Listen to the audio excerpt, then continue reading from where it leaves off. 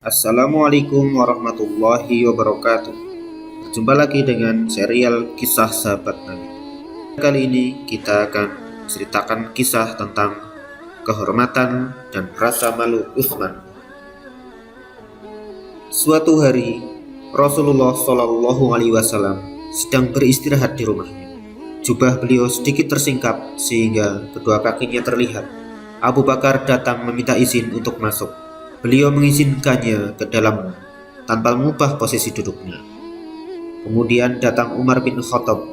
Beliau pun mengizinkan masuk. Beliau tetap pada posisi duduknya. Namun ketika Utsman bin Affan datang, beliau segera mengubah posisi duduknya. Beliau menurunkan kain jubah hingga menutupi kakinya. Melihat hal itu, Ibunda Aisyah merasa heran. Ia pun bertanya kepada Rasulullah Shallallahu Alaihi Wasallam, "Wahai Rasulullah, saat ayahku dan Umar datang, engkau tidak mengubah posisi duduk. Tapi saat Utsman datang, mengapa engkau segera menutup kaki?" Beliau pun bersabda, "Duhai Aisyah, aku begitu malu kepada Utsman, sebab malaikat pun malu kepadanya. Utsman sangat pemalu. Aku khawatir jika tetap dalam posisi dudukku, Utsman tidak dapat mengutarakan maksudnya." Rasa malu memang sifat yang menonjol pada diri Utsman. Sifat ini mengakar kuat pada kepribadiannya.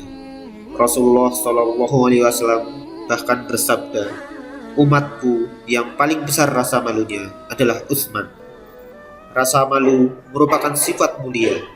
Sifat ini bisa mendorong seseorang melakukan ketaatan, menjauhi kemaksiatan dan kemungkaran. Karena itulah Rasulullah Shallallahu Alaihi Wasallam bersabda, "Rasa malu hanya akan mendatangkan kebaikan."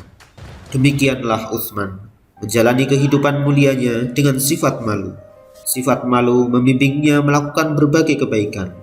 Contohnya, pada hari Rasulullah Shallallahu Alaihi Wasallam menyuruhkan dakwah kepadanya, ia merasa malu jika tidak segera menjawab seruannya. Maka dari itu, ia pun segera beriman dan membenarkan kenabian Rasulullah Shallallahu Alaihi Wasallam. Ketika mendengar seruan berinfak untuk membekali perang, rasa malunya menolak bersifat kikir. Saat kaum kafir menghalangi dakwah, ia pun tampil sebagai pejuang sejati.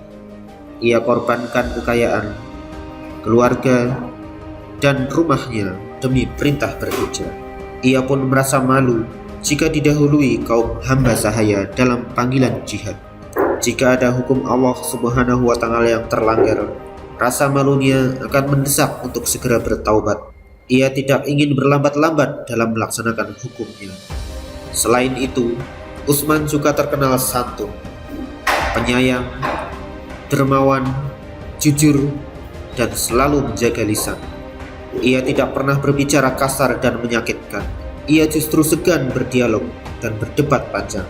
Keengganan bicaranya membuat ia pun dikenal sebagai pribadi yang lemah lembut.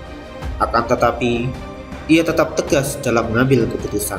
Ia selalu gigih memperjuangkan yang benar. Demikianlah sifat malu pada Utsman.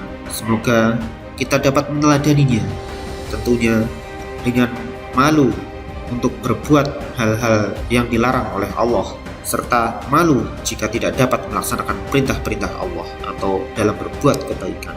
Karena malu sebagian dari iman. Sebagaimana Abdullah bin Umar bin Al-Khattab berkata, Rasulullah lewat di hadapan seorang Ansor yang sedang mencela saudaranya karena saudaranya pemalu. Maka Rasulullah bersabda, "Biarkan ia. Sesungguhnya malu itu sebagian dari iman." Hadis riwayat Al-Bukhari. Demikian, semoga bermanfaat. Wassalamualaikum warahmatullahi wabarakatuh.